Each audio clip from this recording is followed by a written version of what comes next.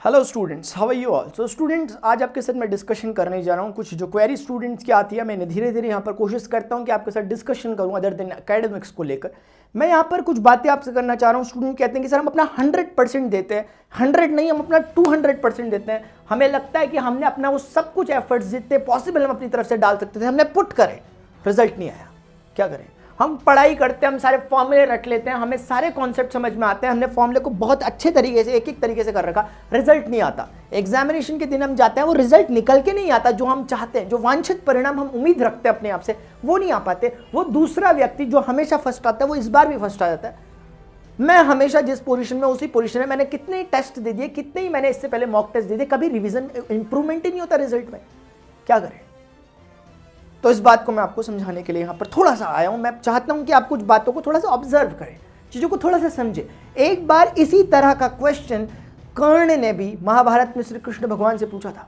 यह उस समय की बात है जब श्री कृष्ण भगवान आए थे वहाँ पर दुर्योधन को समझाने कि भैया युद्ध मत करो, अब शांति दूत बनकर आए थे। उसके बाद जब वो जा रहे थे, कर्ण से भी उनका मिलना हुआ रास्ते में। कर्ण ने उनको अपनी पूरी पीड़ा सुनाई, पूरी जिंदगी भर की।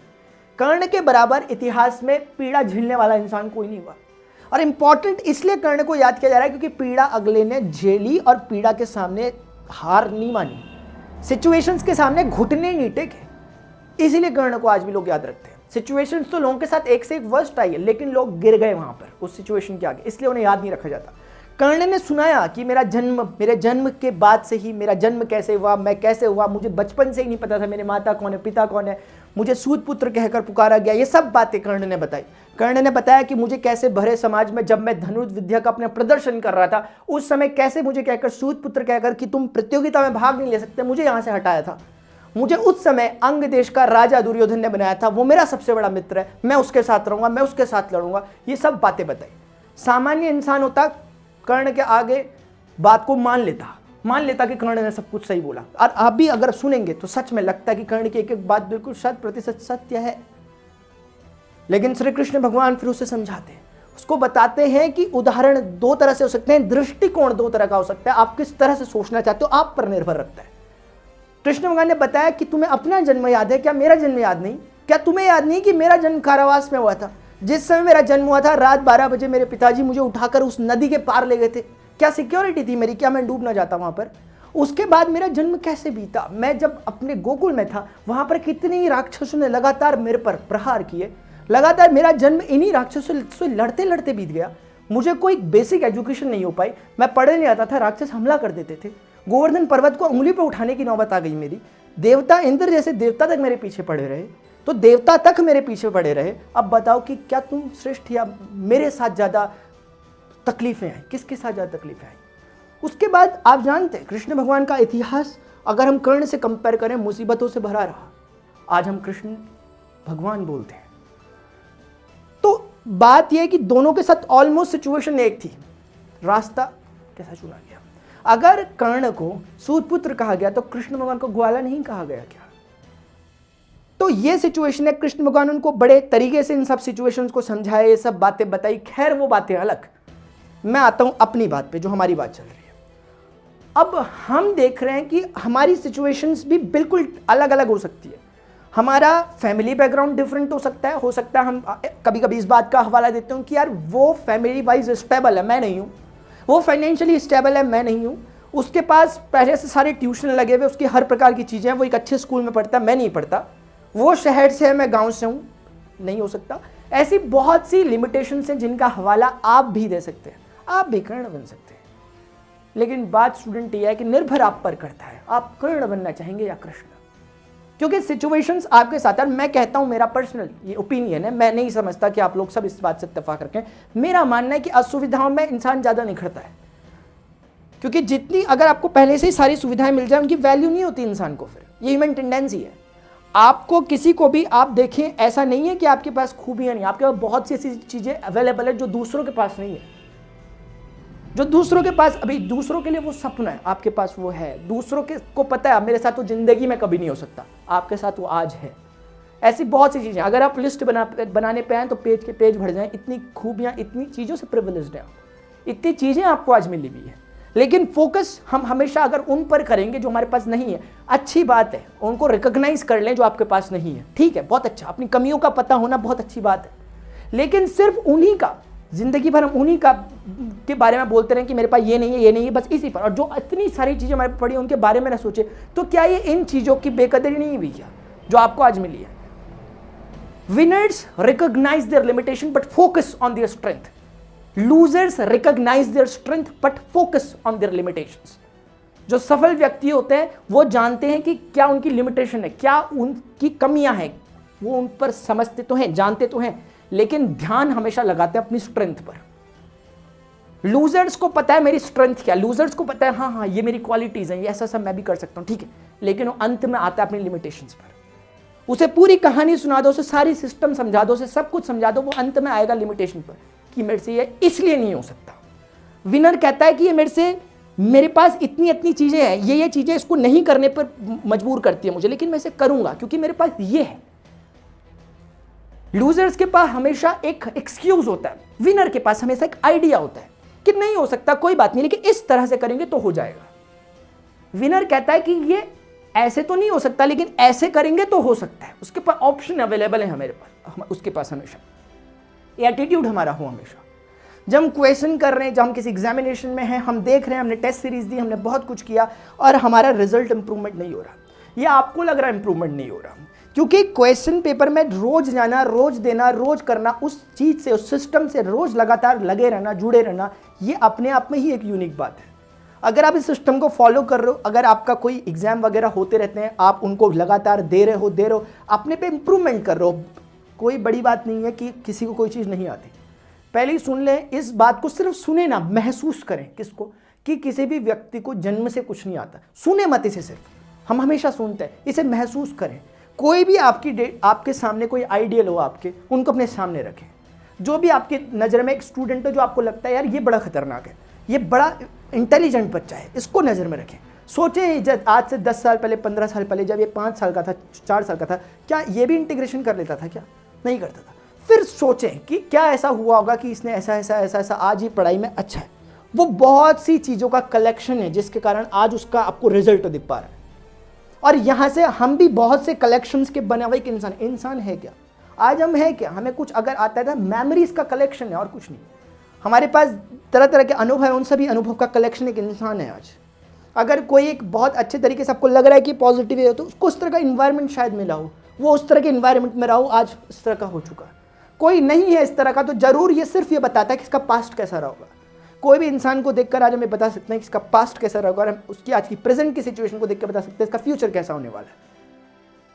तो हमें हमेशा फोकस करना होगा अपने आप को एक पॉजिटिव एनवायरनमेंट में लाने का। पहले की बात मैं सोचता हूँ एक कठिन दौर रहा होगा, लेकिन आज कठिन नहीं है शायद, क्योंकि जैसे जैसे टेक्नोलॉजी विकसित हुई है, आप जानते हैं कि आपके पास मोबाइल है, सब कुछ है, आप कनेक्ट कर सकते हो अपने आप को वर्ल्ड के किसी भी कोने से। आप सोच सकते हो, आप जो डेवलप्ड कंट्रीज है वहाँ के जो इंटेलेक्चुअल पर्सन है उनको आप देख सकते हो, सुन सकते हो। एक बहुत बड़ी अपॉर्चुनिटी है, घर बैठे बहुत कुछ फ्रीली अवेलेबल है। लेकिन चीजें फ्रीली तो अवेलेबल है, लेकिन एक्सेस वही कर पाता है जिनका एंटीना अकॉर्डिंगली सेट होता है। इस हवा में, इस एनवायरनमेंट में फ्रीक्वेंसीज, रेडियो फ्रीक्वेंसीज घूम रही है, लेकिन एक पर्टिकुलर रेडियो जब हम रखते हैं, उसकी हम फ्रीक्वेंसी को मैच कराते हैं, तभी उसमें संगीत आ पाता है। तो ट्यूनिंग बैठाना बड़ी इंपॉर्टेंट है। आपके अड़ोस पड़ोस, हमारे चारों तरफ हर प्रकार के लोग हैं। ऐसे लोग भी हैं जो हमें हमेशा पॉजिटिव करते हैं, ऐसे लोग भी हैं जो हमेशा हमें नेगेटिव कर देते हैं, ऐसे लोग भी हैं जिनकी बातों से ही हमें लगता है प्रभाव है, ऐसे लोग भी हैं जिनके सामने आकर ही हमें नेगेटिवनेस छा जाती है। ये डिपेंड आप पर करता है कि आप कहाँ रहना चाहते हैं, आपको इंटरेस्ट कहाँ पर आ रहा है। ये आप पर डिपेंड करता है कि आप भविष्य में अपने आप को कैसा देखना चाहते हैं। आपको उस तरफ से अपने आप को अलाइन करना होगा, अपनी ट्यूनिंग करनी होगी। इसीलिए कहता हूं कि अपने आप को पॉजिटिव रखने का सबसे बढ़िया मेथड है कि आप उन्हीं को सुने, उन्हीं को देखें, उन्हीं को फॉलो करें जिनके जैसा आप फ्यूचर में बनना चाहते हो। आज आपके पास जिस एरा में हम रह रहे हैं, हमारे पास हर कुछ अवेलेबल है। हम बुरे से बुरा भी बन सकते हैं, हम अच्छे से अच्छा भी बन सकते हैं। निर्भर करता है आप पे कि आप बनना क्या चाहते हैं। और ये एक इंपॉर्टेंट बात है, छोटी लग सकती है, इंपॉर्टेंट बात है। एक छोटा सा टर्न, एक एरोप्लेन है, इसे यहां से निकलना है, ए पॉइंट से बी पॉइंट तक निकलना है।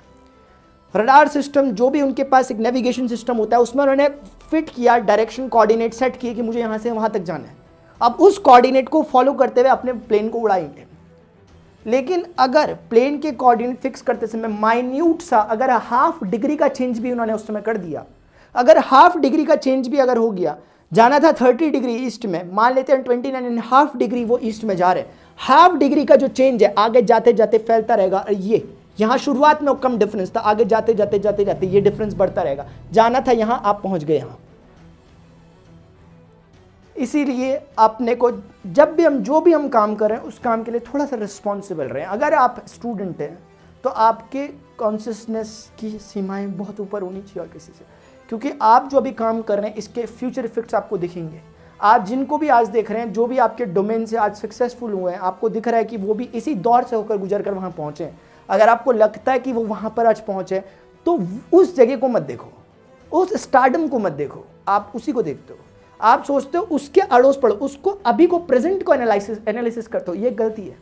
उनके प्रेजेंट को एनालिसिस करने से बेहतर है कि सोचे कि उनका पास्ट कैसा रहा होगा, क्योंकि उनका पास्ट अच्छे से ऑब्जर्व कर पाओगे तभी आप अपना फ्यूचर अच्छा बना सकते हैं। ये इंपॉर्टेंट है। इसलिए किसी भी सक्सेसफुल पर्सन को अगर हम देखें, ऊपर से ना देखें, हवा में ना देखें, कोशिश करें उन पर एक केस स्टडी करें, उनको देखें कि शुरुआत इनकी कहाँ से हुई, तो आप पाएंगे उनकी शुरुआत एग्जैक्टली आपकी तरह थी। आप पाएंगे कि उनकी शुरुआत एग्जैक्टली आपकी तरह थी, या फिर वो आपसे भी कहीं गिरे हुई कंडीशन में थे, उनके पास और लिमिटेशंस थी। तो आपको समझ में आएगा कि लिमिटेशन को ट्रबल शूटिंग प्रॉब्लम्स कैसे आपको इन चीज़ों को टैकल करना है, आपको समझ में आएगा। कैसे समझ में आएगा? जब आप उनको पढ़ोगे या सुनोगे आप उनके बारे में। इसीलिए मैं कहता हूँ सिर्फ स्टारडम पे मत जाएं, सिर्फ अभी की चगाचौंध पे मत जाएं कि अभी ऐसा। कोशिश करें कि पीछे से उनकी बैक हिस्ट्री को खंगालें और फिर वहाँ से आगे को बढ़ें। रही बात, आप जब चीज़ों को पढ़ रहे हैं, आपको लग रहा है कि यार हम चीज़ों को कवर कर रहे हैं लेकिन फिर भी अच्छे से नहीं हो पा रहा, उसका एकमात्र सॉल्यूशन है यार, आप अपनी पढ़ाई करें, अपना हार्डवर्क करें, बहुत अच्छी बात, लेकिन एक प्रॉपर डायरेक्शन में। मैंने बताया डायरेक्शन का क्या फ़र्क पड़ता है। हार्डवर्क दोनों कर रहे हैं, दोनों अपना फ्यूल खर्च कर रहे हैं, दोनों प्लेन, लेकिन क्या डेस्टिनेशन पे पहुंच पाएगा ये?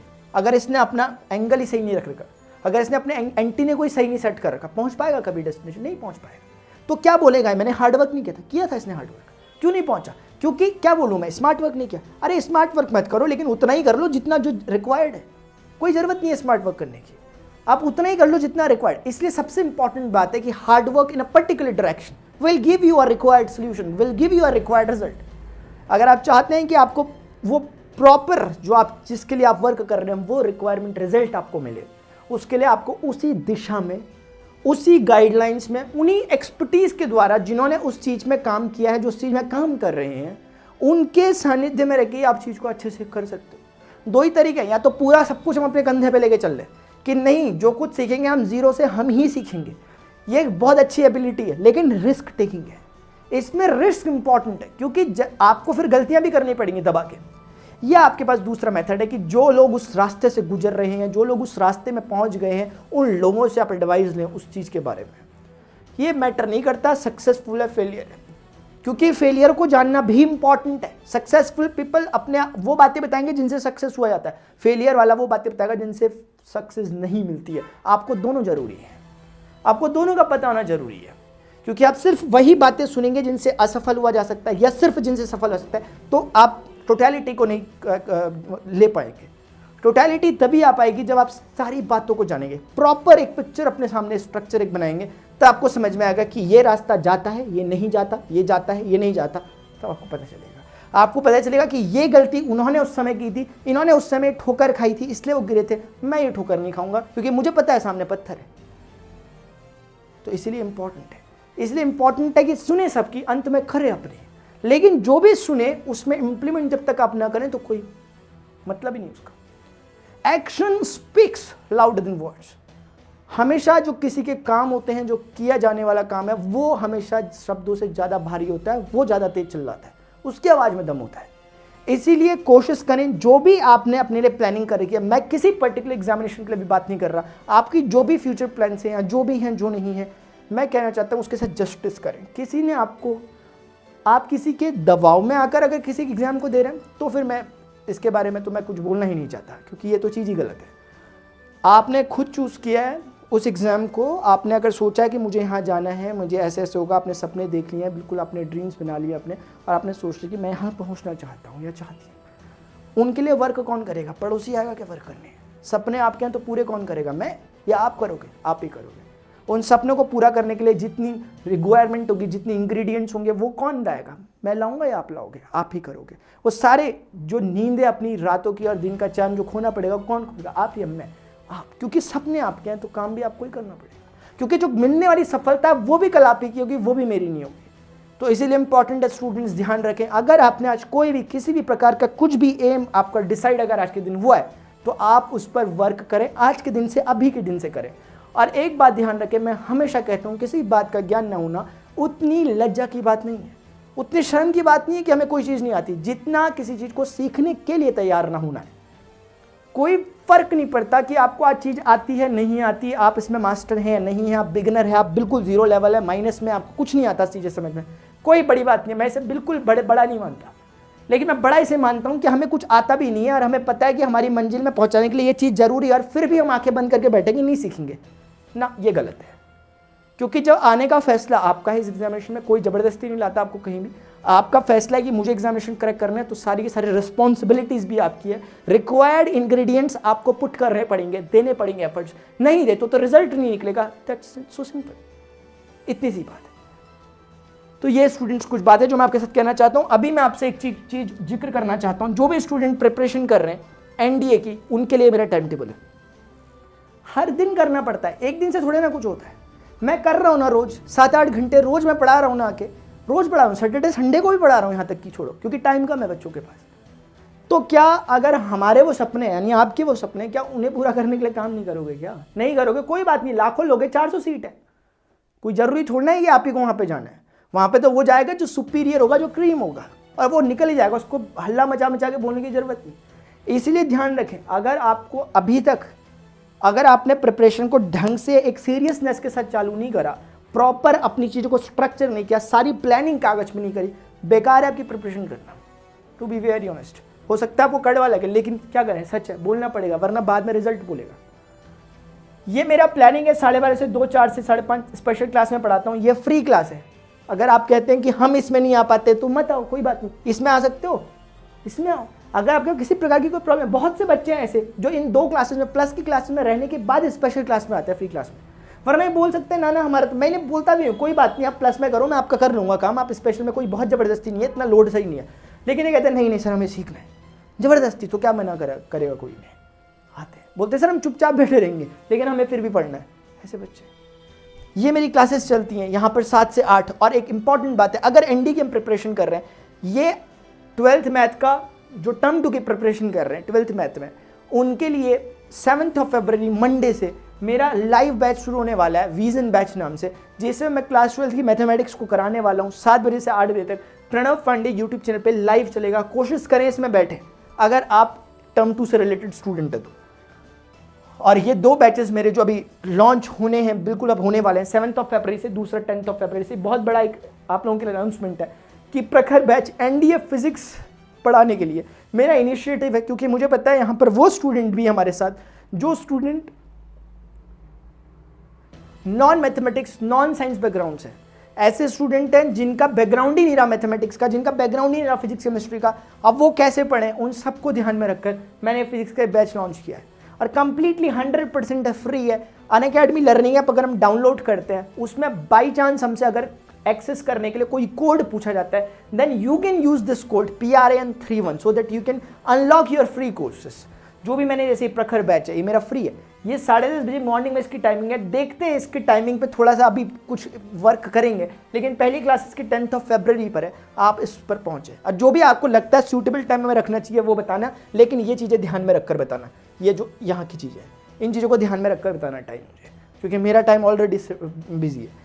तो ये बात है स्टूडेंट। तो अगर जो भी इंटरेस्टेड स्टूडेंट हैं, हर किसी के लिए नहीं होती यार बात, हर किसी को थोड़े ना, हर कोई थोड़े ना वहाँ पहुँच जाएगा। ऑफिसर रैंक है, ऑफिसर के लिए कर रहे हो आप 12th के बाद ही, तो कुछ एक्स्ट्राऑर्डिनरी होना चाहिए तभी हो पाएगा। एक्स्ट्राऑर्डिनरी क्या कि भैया चीज़ों को क्लियर थिंकिंग रिक्वायर्स करेज रादर देन इंटेलिजेंस। आपके पास क्लियर थिंकिंग होनी चाहिए, सीधी सी बात है, जो पढ़ेगा वो जाएगा, क्लियर थिंकिंग, लेकिन नहीं होती लोगों के पास, करेज नहीं कर पाते, यही बात। तो स्टूडेंट्स होपफुली आपको कुछ बातें समझ में आई होंगी। जो भी समझ में आया उसको इंप्लीमेंट करना, जो समझ नहीं आया रहने दो, उसके पीछे मत पड़ो। जितना मैंने बताया उस पर फोकस करो। जो भी प्रॉब्लम हो रही है, जो भी आपकी क्वेरीज आ रही है, मुझे कमेंट बॉक्स में बताओ। टेलीग्राम @प्रणव पांडे 31 है मेरा, उसमें आप मेरे से पूछो। जो भी हो सकता है मैं अपने एंड से जो कुछ आपके लिए कर सकता हूँ कोशिश करूँगा कि मैं आपके लिए वो करूँ। वो मैं आपको जो भी आपको जहाँ पर भी ज़रूरत होगी मैं आपको हेल्प करने की पूरी अपनी 100% एफर्ट्स लगाऊँ उसके लिए, क्योंकि मैं चाहूँगा कि मेरे जरिए अगर आप लोगों का एक फ्यूचर स्टेबल हो पाए, आप जिस रिक्वायर्ड ड्रीम के लिए वर्क कर रहे हैं उस ड्रीम को पूरा कराने में अगर मेरा कुछ एक छोटा सा हाथ हो पाए तो ये मेरे लिए एक बहुत बड़ी अपने आप में एक काफ़ी ज़्यादा मैं अपने आप को फॉर्चुनेट फील करूँगा। तो स्टूडेंट्स फिलहाल अभी के लिए इतना ही, मिलते हैं अपने नेक्स्ट सेशन में। Till then good bye, see you, take care, जय हिंद।